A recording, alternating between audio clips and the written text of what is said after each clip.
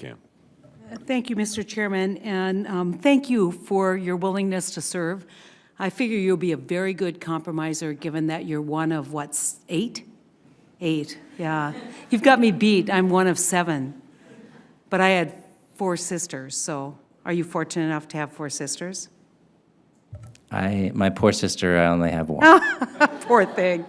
Well, I don't have a lot of time because I've got to run to another meeting, and we've had a chance to spend some time visiting.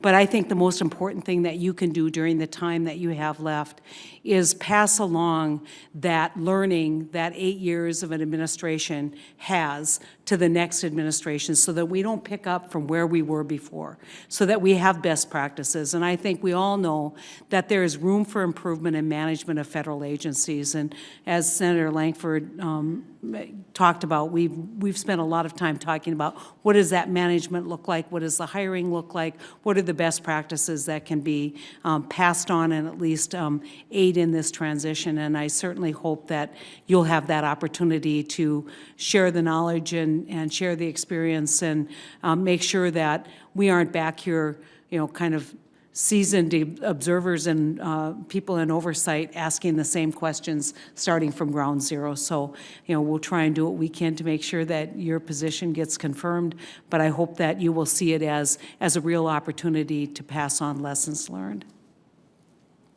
Thank you, Senator Heitkamp, and thank you again for our meeting and the run-up to this hearing. Really appreciate your time.